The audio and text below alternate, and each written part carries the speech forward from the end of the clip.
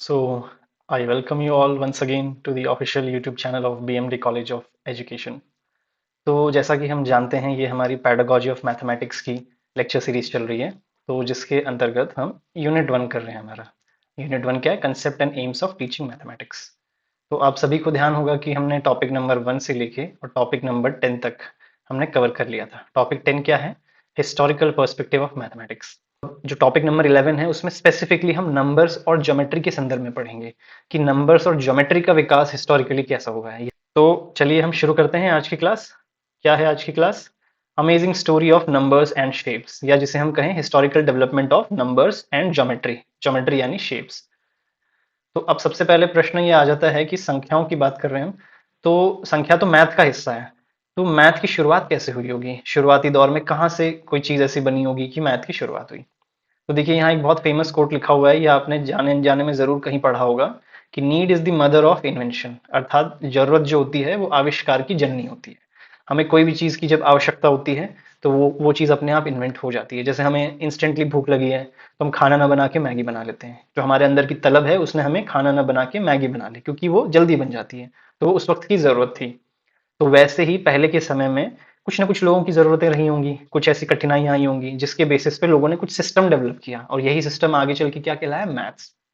तो हम देखते हैं किस तरह की समस्या रही होगी लोगों को। भाई पहले लोग पशुपालन करते थे, शेफर्ड जिन्हें हम कहते थे। तो उनके पास गाय भैंस होती थी, बकरियां होती थी। तो भेड़िए भी होते थे, जंगली जानवर होते थे। वो अगर खा जाते हैं आपकी भेड़ बकरियां, तो आपको कैसे पता चलेगा कि मेरे पास कितनी बची हैं, कितनी मर गई? कुछ तो सिस्टम होना चाहिए ना। या फिर मान लीजिए खेती करते थे लोग पहले के ज़माने में, तो कौन कितने हिस्से पे खेती करेगा? ये भी बहुत ज़रूरी है। वहीं से ये मैथ की शुरुआत होती है कि मैथ वाज नॉट होमवर्क। ठीक है, it begin as soon as civilisation started because people needed it to survive. आज जहां हम स्कूल में जाके मैथ सीखते हैं होमवर्क के रूप में, ठीक है, तो वैसे ही शुरुआत में मानव इतिहास की जो शुरुआत हुई होगी, तब ये एक होमवर्क के बेसिस पे शुरुआत नहीं हुई थी मैथ्स की। तब ये एक सर्वाइवल था, जीने का एक तरीका था। ठीक है, तो हाउ अर्ली ह्यूमंस काउंटेड। तो भाई अब ये जरूरत हो गई कि हम कैटल्स को गिने, जमीन को नापें। तो सबसे पहले नंबर्स की शुरुआत करते हैं हम, कि जो पहले के शुरुआती इंसान थे वो गिनती कैसे करते होंगे। ठीक है, काउंटिंग विदाउट नंबर्स, क्योंकि नंबर्स तो थे ही नहीं। तो एक ट्रिक जो वो यूज करते थे उससे कहा जाता है पेबल ट्रिक। पेबल ये छोटे छोटे पत्थर होते हैं, आपने देखा होगा नदी में से निकलते हैं, इसे काफी लोग कलेक्ट भी करते हैं। तो ये पेबल्स, तो जो चरवाहे होते थे, जो गाय भैंस बकरी भेड़ चराते थे, वो अपने पास एक पोटली में ये छोटे छोटे पत्थर रखते थे। और ये पत्थर, एक पत्थर को वो मानते थे कि ये एक भेड़ के बराबर है। तो जितनी भेड़ें वो घर से सुबह लेके चलते थे, उतने पत्थर वो अपनी इस पोटली में लेके चलते थे। और जब शाम में वो घर लौटते थे, तो हर एक पत्थर को वो मैच कर लेते थे कि एक पत्थर इक्वल टू एक भेड़, दूसरा पत्थर इक्वल टू दूसरी भेड़। तो अगर इन दोनों में मिसमैच है, यानी आपकी एक जानवर में कमी आ गई है, खा लिया है उसे किसी ने, या वो पीछे छूट गया है या गुम हो गया है। तो इस तरह से लोगों ने ये पेबल ट्रिक शुरू की थी। ठीक है, उसके बाद लोगों ने ना बॉडी से अपने काउंटिंग शुरू करना शुरू किया, कि हाथ का इस्तेमाल किया। तो एक हाथ, फिर दो हाथ से 10 नंबर गिनने लगे, फिर पाँव भी मतलब वो अपने इस्तेमाल करने लगे, फिंगर एंड टोज सब चीजें। तो टोटल 20 की गिनती हो गई। तो जो अर्ली ह्यूमंस थे, शुरुआती इंसान जो थे, उन्हें फर्क पता था कि 1 और 2 क्या होता है। मतलब ये एक चीज है, ये दो चीज हैं, पर वो डिफाइन नहीं कर सकते थे उन चीजों को। ठीक, तो यहाँ से गिनती की शुरुआत हो गई है हमारी। ठीक है, ह्यूमंस जो थे अर्ली, वो जानवरों की तरह थे और चिड़ियाओं की तरह थे। जानवरों को भी पता होता है, ठीक है, कि एक क्या है, बहुत सारे क्या हैं। देखिएगा जानवर ना, जहाँ लोगों की भीड़ लगी होती है वहां नहीं जाते हैं, क्योंकि उन्हें पता है बहुत लोग खड़े हैं। एक आदमी खड़ा होगा तो डॉग उसके पास आ जाता है, बहुत खड़े होंगे तो नहीं आता, क्योंकि उन्हें फर्क समझ आता है एक में और काफी सारे में। तो हम भी वैसे ही थे। तो अब जब काउंटिंग की शुरुआत हो गई, तो ये तो वैसे हुई कि अच्छा ये एक भेड़ है तो ये एक उंगली है। तब ये ऐसे शब्द नहीं थे ना कि एक दो वन टू। तो ये मॉडर्न नंबर हैं, ये सब 1 2 3 जो हम बोलते हैं। तब तो खाली लोग रिलेट करते थे कि एक भेड़ इक्वल टू ये एक उंगली, ऐसे। तो मॉडर्न नंबर्स की इन्वेंशन कब हुई भाई? फिर आधुनिक नंबर्स जो हैं, हमारी आधुनिक संख्याओं का आविष्कार। देखो क्या होता है कि बाय दिस टाइम धीरे धीरे एक चीजें तो डेवलप होने लग गई थी। तो ये जो हमारे रोमन्स थे, रोमन सभ्यता थी, जैसे ग्रीक सभ्यता थी वैसे रोमन्स थे। तो रोमन्स ने ना ओवर टाइम ये एक दो है इनको इस तरह से लिखना शुरू कर दिया था। ये 1 होता है, ये 5 होता है, ठीक है, ये 10 होता है, ये 50 होता है, ये 100 होता है। इसका मतलब ये आपने टी शर्ट्स वगैरह पे देखा होगा। ठीक है, आज भी एल साइज एक्सएल ये सब लिखा होता है। ठीक है, तो ये रोमन नंबर्स होते हैं। तो ओवर टाइम रोमन सिविलाइजेशन ने, रोमन सभ्यता ने नंबर्स को डिनोट करने के लिए, कि मान लो 10 भेड़े हैं तो हम कैसे मतलब उसको डिनोट करें, तो सिंपल एक्स लिख देंगे। एक्स का मतलब 10 भेड़ हैं, या 100 लोग हैं तो सी लिख देंगे, सी इक्वल टू 100।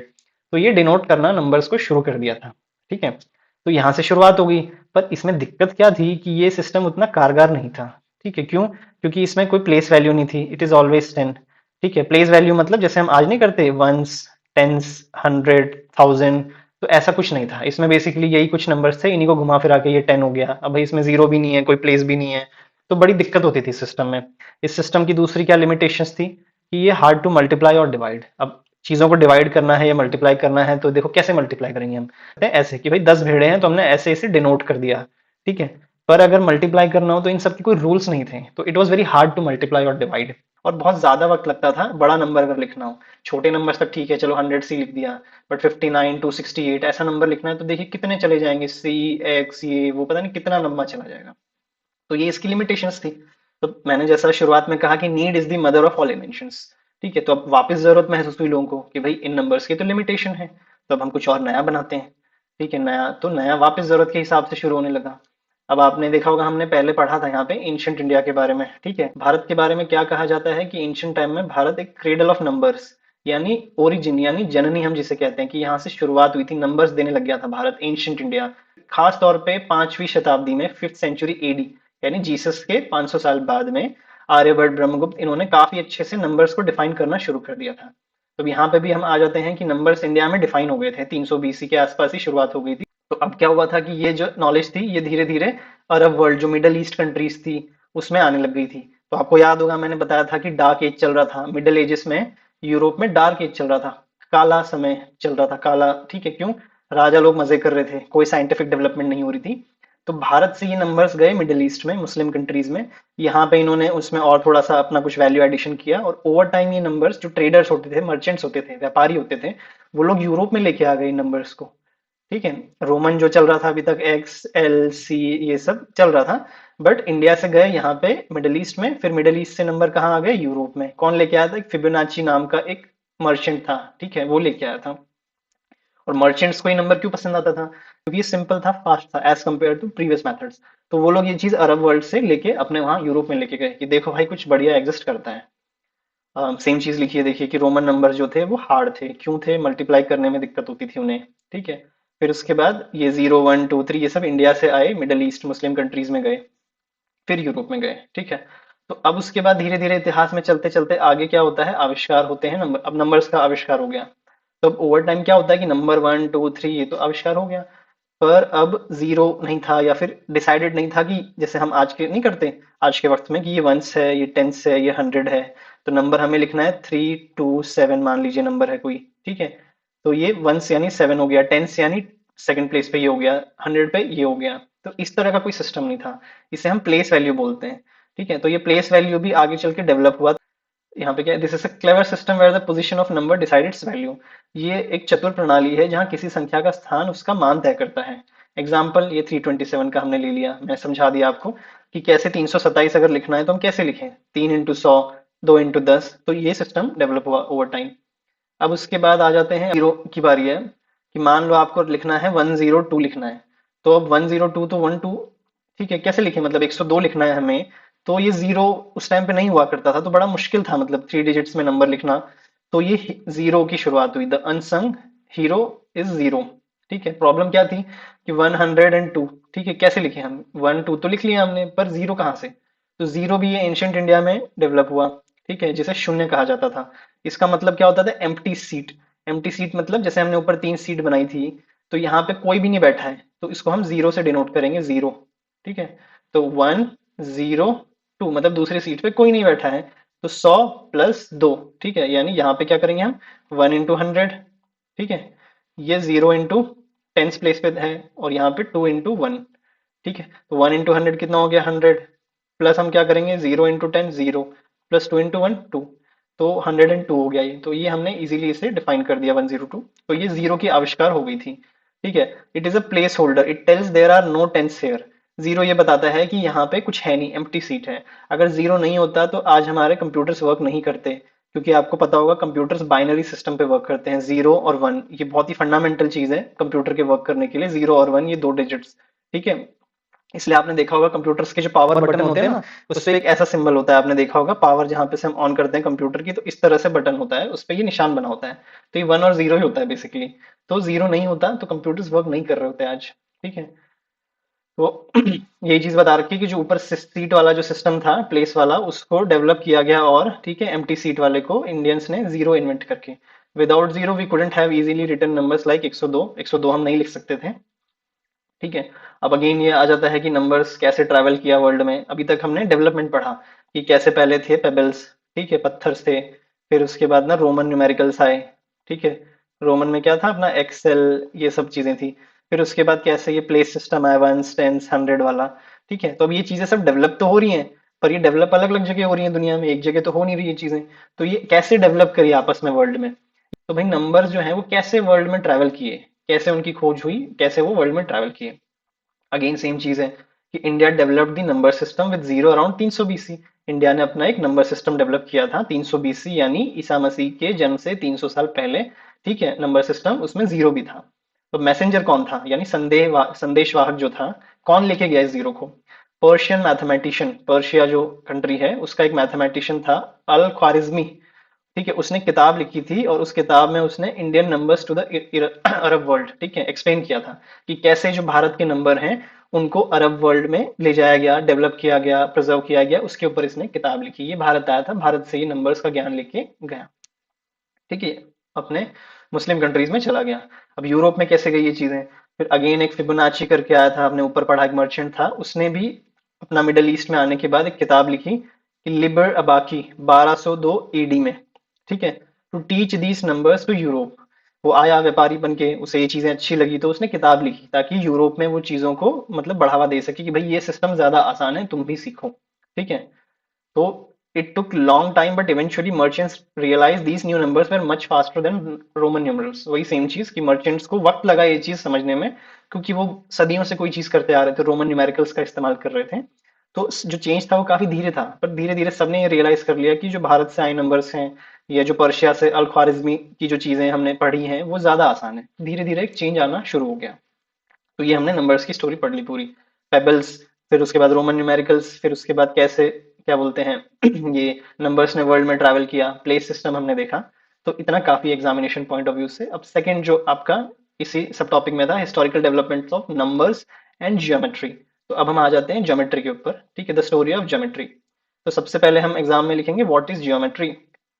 तो भाई ज्योमेट्री जो है वो, जैसा कि मैं हमेशा कहता हूँ, एटमोलॉजी, ठीक है, या एटमोलॉजिकल मीनिंग यानी शब्द की उत्पत्ति। तो ये दो शब्द से बना है, जियो प्लस मेट्रॉन। तो जियो मतलब अर्थ, मेट्रॉन मतलब मेजर। ठीक है। तो ज्योमेट्री जो होती है ना, वो अर्थ को मेजर करने का एक सब्जेक्ट है या साइंस है, कुछ भी कह लो। यहाँ पे एक एग्जांपल दिया हुआ है कि भाई क्या जरूरत पड़ रही है हमें जो हमारा अर्थ है उसको मेजर करने की। उदाहरण के तौर पे मान लीजिए पहले के वक्त में ना किसी ने खेती की हुई है और नदी आ गई और बाढ़ में सब बराबर हो गया, जो फेंस आपने बनाई हुई थी वो सारी चीजें टूट गई। तो अब आप कैसे पता करोगे कि भाई ये मेरी जमीन थी, मेरा खेत था, आपको तो नापना ही नहीं आता चीजों को। तो इसी तरह से ज्योमेट्री की भी शुरुआत हो गई कि भाई हमें पता होना चाहिए कि हमारा जो लैंड का हिस्सा है, ये जमीन है या कोई भी जो चीज है, वो कितनी है।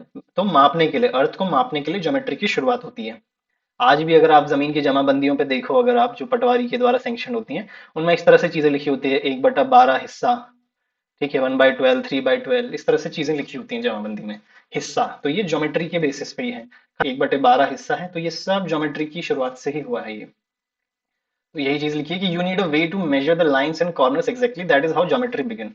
कि भाई जो भी आपकी जमीन है वो प्रॉपर यहाँ से लेके यहाँ तक पॉइंट टू पॉइंट प्रॉपर कितनी है, ये सारी चीजों को मापने के लिए ही गणित की शुरुआत हो गई। जरूरत पड़ी, नीड हुई, तो इन्वेंशन अपने आप हो गया ज्योमेट्री का, धीरे धीरे धीरे धीरे। तो इसकी सबसे पहले शुरुआत कहाँ देखी गई, 3000 बीसी में, ईसा मसीह के जन्म से 3000 साल पहले, या फिर आज से 5000 साल पहले। तो सबसे पहले मिस्र में देखा गया कि लोगों को जमीन मापनी थी, ठीक है, टैक्स देना था क्योंकि राजा थे। तो इन दोनों ही चीजों के लिए जमीन का माप होना जरूरी है। भाई एक के पास इतनी जमीन है और एक के पास हमारे इतनी जमीन है, किस बेसिस पे टैक्स दोगे आप, पता होना चाहिए ना कि भाई इतनी जमीन वाला इतना परसेंटेज टैक्स देगा, ठीक है, और इतनी जमीन वाला इतना परसेंटेज टैक्स देगा। तो उसके लिए जरूरत पड़ी ज्योमेट्री को डेवलप करने की। और दूसरा, मिस्र के पिरामिड्स इतने विशाल हैं, तो राजाओं की जरूरत होती थी इस तरह की चीजें बनाना, तो बहुत अच्छी चीजें बनानी होगी राजा के लिए है। तो प्रिसाइज ट्राइंगल, स्क्वायर, ये सब चीजें पता होनी चाहिए कि कैसे भाई हम पिरामिड्स को खड़ा करें, कैसे इसमें स्क्वायर ब्लॉक्स का इस्तेमाल हो। तो ये सब ज्योमेट्री हमारी यहाँ से डेवलप होनी शुरू हो गई, जिसके फर्स्ट जो एग्जाम्पल्स हैं हम 3000 बीसी में देखते हैं मिस्र में। ठीक है, यहाँ पे सेम चीज है कि किसने शुरू की, इजिप्ट एंड बेबीलोन। याद होगा आपने, हमने सबसे पहले हमारे पिछले लेक्चर की शुरुआत में ही पढ़ा था। ठीक है, ये देखिए यहाँ पे हमने इसमें भी देखा था, बेबीलोन एंड इजिप्ट। ये देखिए, और सेम वापस आ गया कि भाई बेबीलोन और इजिप्ट जो थे वो सबसे पहले थे ज्योमेट्रिक प्रिंसिपल्स को फॉलो करने वाले।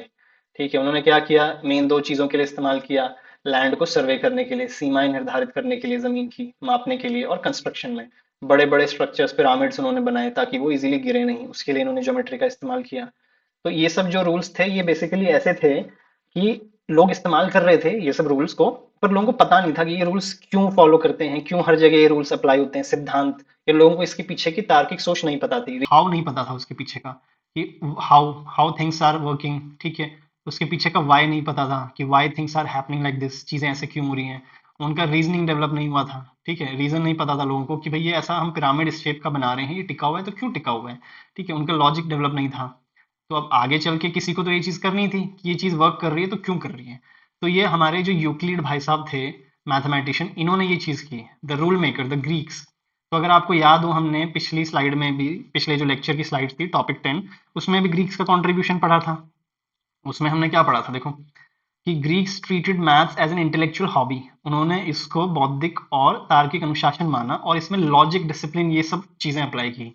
यहाँ पे भी सेम चीज लिखी हुई है कि ग्रीक मैथमेटिशियन था और इन्होंने इन चीजों में, मैथ्स में जो चली आ रही मैथ्स थी, कहने सुनने वाली मैथ, उसमें लॉजिक को डाला इन्होंने कि चीजें क्यों वर्क कर रही हैं, why why things are working like that. उन्होंने एक किताब लिखी जिसका नाम था the element, the most famous book ever, बहुत ही फेमस किताब है ये।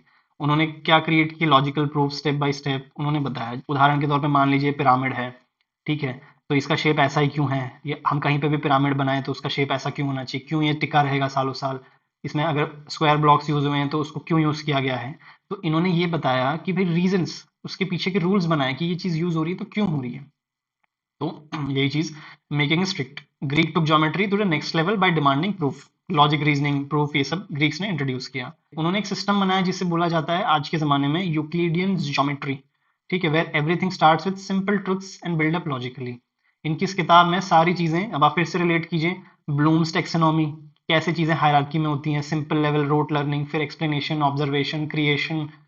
तो वैसे इन्होंने भी अपनी जो किताब लिखी, यूक्लिडियन ज्योमेट्री जो इनकी है, उसमें चीजें स्टेप बाय स्टेप है, धीरे धीरे चीजें ऊपर जा रही हैं, आपको लॉजिक समझ आने लग जाता है।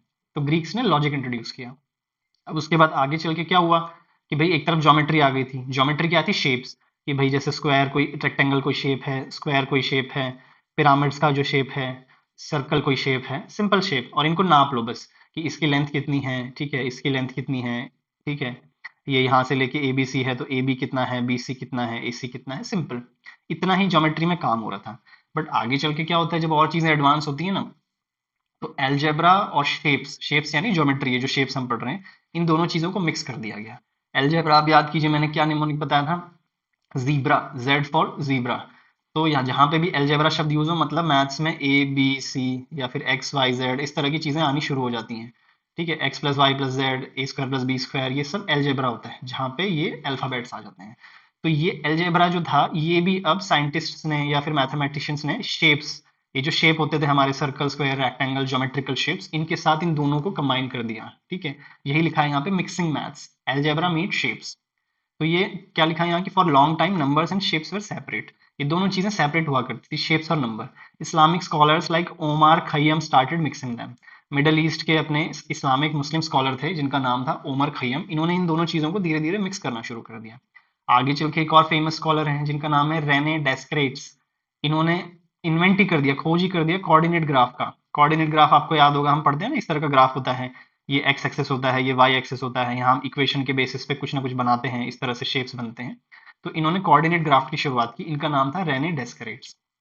ठीक है, ये देखिए, एलजेब्रा यानी एक्स वाई ये सारी चीजें हैं, और ज्योमेट्री यानी ये।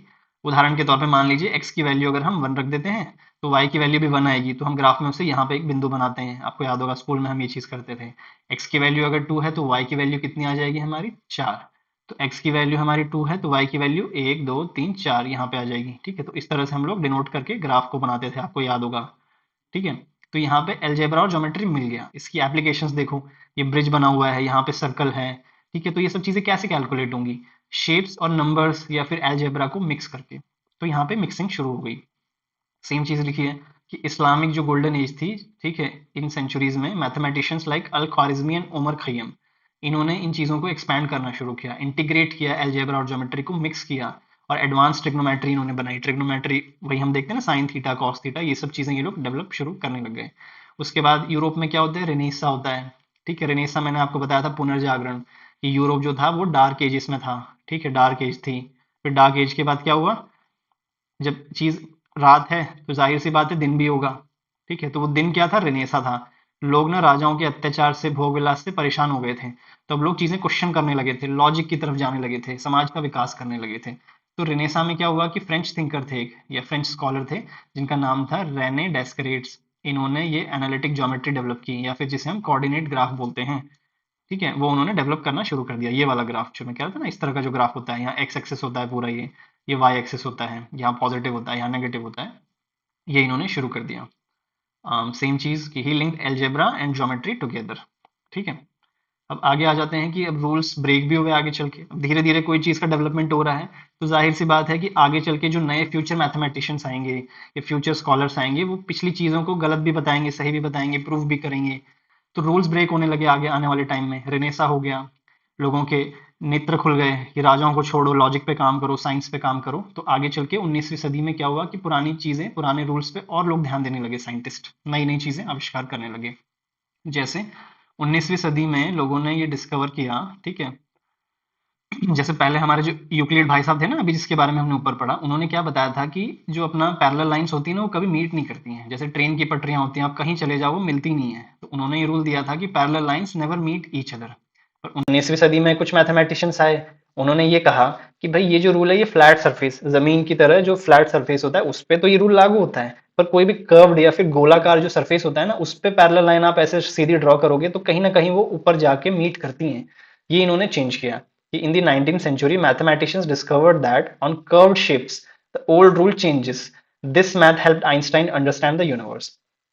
तो जो ये साइंटिस्ट थे, इन्होंने ये चीज डेवलप करी कि कैसे मतलब कर्व्ड सरफेस या गोलाकार सरफेस पे पैरेलल लाइंस मीट करती हैं, और इस इक्वेशन ने या फिर इस खोज ने आइंस्टाइन को भी बहुत ज्यादा मदद की आगे उनकी थियरी ऑफ रिलेटिविटी को डेवलप करने में या फिर यूनिवर्स को समझने के लिए। यहाँ लिखा है कि everyone thought Euclid's rule were the only rules. Euclid ने जो रूल दिए थे वही सही हैं, पर 19वीं सदी में जो मैथमेटिशियंस थे, जिनका नाम था गॉस, बोलियाई, लोबाचेवस्की, इन सब ने क्वेश्चंस पूछना शुरू किया, और इन्होंने यही बताया कि spaces where parallel lines do behave differently, कि भाई पैरेलल लाइंस जो हैं वो फ्लैट सरफेस पे अलग तरीके से बिहेव करती हैं, और कर्व सरफेस पे वो अलग तरीके से बिहेव करती हैं। ठीक है, this new geometry helped pave the way for modern math and physics. ये जो नए तरह का इन्होंने गणित डेवलप किया था पैरेलल लाइंस का, या जो क्वेश्चन किया था पुरानी चीजों को, इससे मैथ्स की नई ब्रांचेस और फिजिक्स की नई ब्रांचेस का आविष्कार होने लगा। Now geometry used in computer science, graphics in video games, physics, art and, यहाँ पे यही लिखा हुआ है कि आज के वक्त में इतनी एडवांस हो गई हैं चीजें कि ज्योमेट्री जो है वो हमारे कंप्यूटर साइंस में यूज होती है। जो वीडियो गेम्स नहीं होते, हाई ग्राफिक वीडियो गेम्स, जिनके लिए आपका कंप्यूटर को ग्राफिक कार्ड चाहिए रन करने के लिए, उसमें, फिजिक्स में, यूनिवर्स को समझने में, आर्ट में, इन सब जगह हमारी ज्योमेट्री का इस्तेमाल होता है। कहाँ हम सिर्फ खेती के लिए जमीन नाप रहे थे, और कहाँ आज देखिए कंप्यूटर में वीडियो गेम्स बना रहे हैं, स्पेस ट्रैवल कर रहे हैं। दुबई जैसे सिटीज में आपने देखा होगा, इतनी बड़ी बड़ी बिल्डिंग्स का हम आर्किटेक्चर में यूज कर रहे हैं, तो ये यूज है। तो हमारा ये जो लेक्चर है ऑलमोस्ट खत्म है। अब हम इंपॉर्टेंट क्वेश्चंस देख लेते हैं। क्वेश्चन क्या है कि discuss the historical development of mathematics in the context of number and geometry. Simple question है कि जो हमारा यहाँ पे लिखा हुआ है कि नंबर और ज्योमेट्री जो हमने ऊपर पढ़ा, इसी का जो हिस्ट्री है, डेवलपमेंट है, वही हमें पढ़ना है, यही क्वेश्चन है। अब कैसे भी घुमा फिरा के आए, जहां पे भी आप ये दो टर्म देखें, नंबर एंड ज्योमेट्री और हिस्टोरिक डेवलपमेंट, आपको यही सारी चीजें विस्तार में घुमा फिरा के मोल्ड करके लिखनी है। देखो यहाँ पे भी क्या है, हिस्ट्री किसका? नंबर एंड ज्योमेट्री का, वही चीज लिखनी है। यहाँ पे कॉन्ट्रीब्यूशन, ठीक है, किसका? नंबर एंड ज्योमेट्री में। अगेन अगला क्वेश्चन, नंबर एंड ज्योमेट्री, देखो यहाँ पे भी वही है। ठीक है, discuss the education significance of studying the history. अब यहाँ पे बताना है कि जो हिस्ट्री पढ़ते हैं नंबर एंड ज्योमेट्री की, उसका एजुकेशन में क्या सिग्निफिकेंस है, कि भाई आप एक टीचर बनोगे आगे चल के, बीएड स्टूडेंट हो आप, तो आप उसका एजुकेशनली इंपॉर्टेंस कैसे बता सकते हैं? तो पहले तो आपको वही नंबर, ज्योमेट्री, ये सारी चीजें वही लिखनी है जो हमने ऊपर पढ़ी है। एजुकेशनल सिग्निफिकेंस में कुछ नहीं, आपको यही चीज लिखनी है कि बच्चों को कैसे पहले हमें प्रैक्टिकली चीजें सिखानी है। ठीक है, बच्चों को हम पेबल वाला मेथड देंगे, उससे चीजें गिनवाएंगे। फिर उसके बाद हम रोमन न्यूमेरिकल्स का इस्तेमाल करके बच्चों को बताएंगे। फिर धीरे धीरे हम उन्हें नंबर्स की तरफ ले जाएंगे, अलजेब्रा सिखाएंगे। ठीक है, यही सब चीजें हैं, उन्हीं चीजों को रिलेट करके मोल्ड करके लिखना है आपको, और कुछ भी नहीं है। आप जो मैं पढ़ा रहा हूँ, जो नोट्स दे रहा हूँ, उन्हें अच्छे से पढ़ लीजिए। बार बार इन्हीं को रिपीटेडली पढ़ेंगे तो कोई भी क्वेश्चन आए आप आंसर कर पाएंगे फॉर श्योर। और कोई आपका डाउट हो तो प्लीज आप कमेंट सेक्शन में जरूर मेंशन कीजिएगा। तो आज का लेक्चर हम एंड करते हैं। Thank you for your time and attention. I hope आपको ये लेक्चर अच्छा लगा होगा।